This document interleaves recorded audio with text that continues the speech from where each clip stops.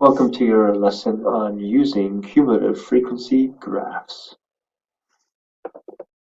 Okay, so last lesson you had a frequency table, and from that table you were able to make a cumulative frequency curve. And the steps to that were to first add a column called the upper boundary column. And in that column you fill in the values that are the upper end of each of these classes or class intervals.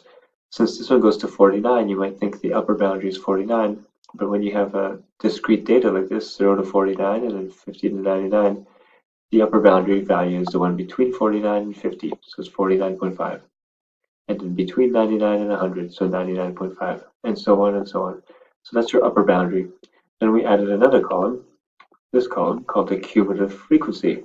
Cumulative frequency is the sum or running total or the accumulation of the frequency values. So if there are 6 pieces of data between 0 and 49 and 23 pieces of data between 50 and 99, then the total for both of those is 29. And then now you have 29. In the next category, you have 41 more. So 29 plus 41 makes 70. So this just keeps adding up until you get your final total. And that is the total for all your data. So if you were to add up all these frequencies, that's exactly the number you would get. Then you use those points to graph a cumulative frequency curve. So this is one coordinate, 49.56. Another coordinate is 99.529. So for example, here's 49.5 and 6. Here's 99.5 and 29. And if you plot all the points and connect, you'll get your curve. Today, you're going to learn how to use this curve. Let's take some notes on the page provided to you.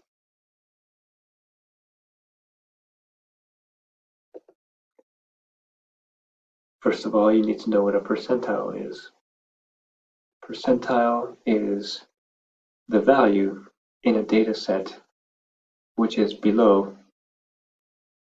the value in a data set below which p% of the data lies.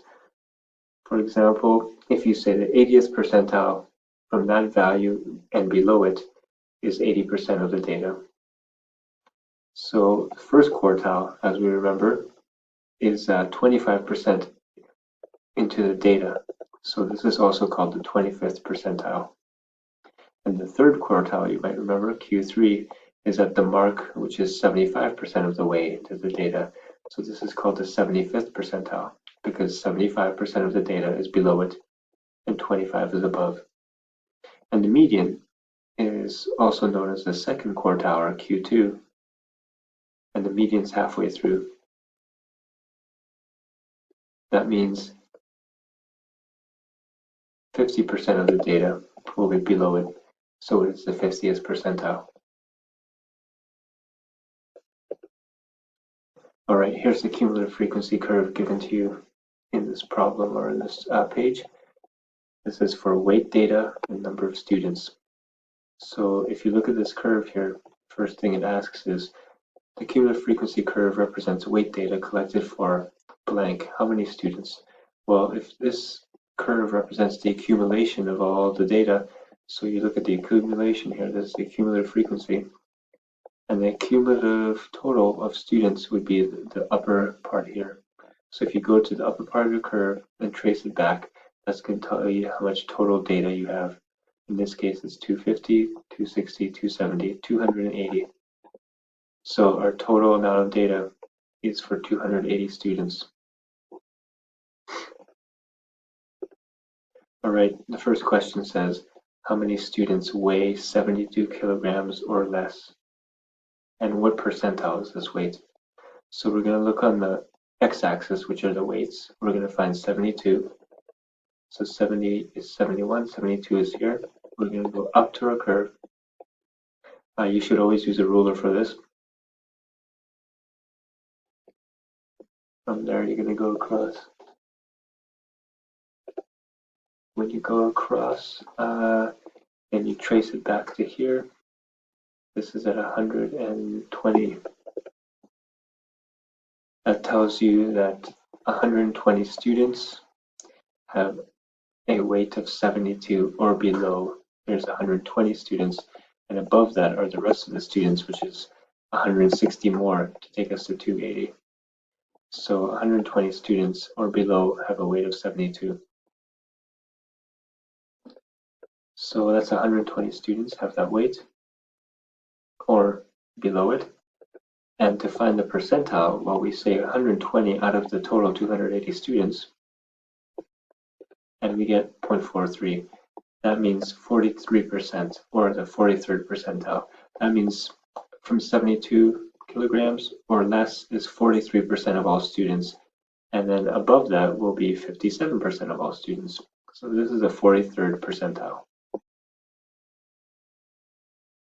Now you try this question here. Next one, what is the 85th percentile weight? Now it's giving us a percentile value. So that's not, we don't know what weight it is. We're going to find out what weight it is. So we're going to have to go here.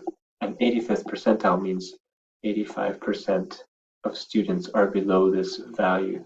So the total number of students, again, is 280. And we need to find the 85th percentile of that. So we take that percent, 85th percent, and make it a decimal, 0.85. We multiply by the total number of students. That gives us 238. This tells us that 238, which is going to be around here, 238 students is the number at which is the 85th percentile. So we go from there across to our cumulative frequency curve, and then we go down from there, and we find out the weight. And the weight there is 78 and a bit. So that means 78.2, that 85% of students have that weight or below. And here's the 85% of students. And up here, the last little bit of students going up is 15%. So that means 15% have a weight higher than that. So again, 15% is higher, heavier than 78, and 85% is lower than 78. That's the 85th percentile. Okay, so try this one.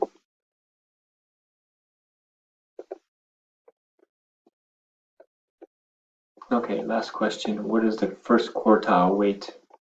First quartile, as you may remember, is at the 25% mark. So it is the 25th percentile.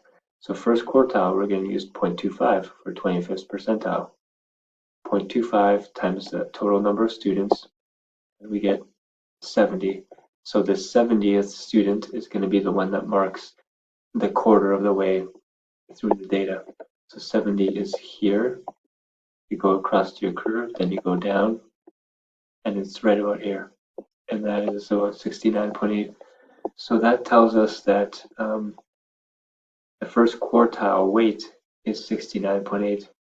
That means 25% of students are 69.8 kilograms or less, and 75% of students this way are heavier than 69.8. So again, 25% this way, 75% this way. And here 70 represents 25% of students, and then the other 75% of students takes you all the way up to 280. All right, so try finding this one. Great, last question here. We have how many students weigh from 65 to 70 kilograms? So we go from 65 to 70. And we're going to see how many students that is. So that takes us to there. 65 takes us to 20 students. And 70 takes us to 75 students. So that means if you want to find out how many students are between that, from that weight to that weight, it's this number here. So how many are from 20 to 75? You do 75 minus 20, and you find out there's 55 students in between those weights.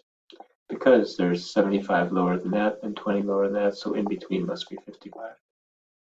All right, try this last question once you're done that.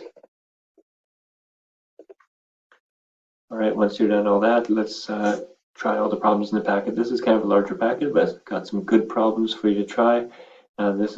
We're nearing the very end of the unit here, so give it your best try as all the ideas are starting to really come together now. Great job, keep it up.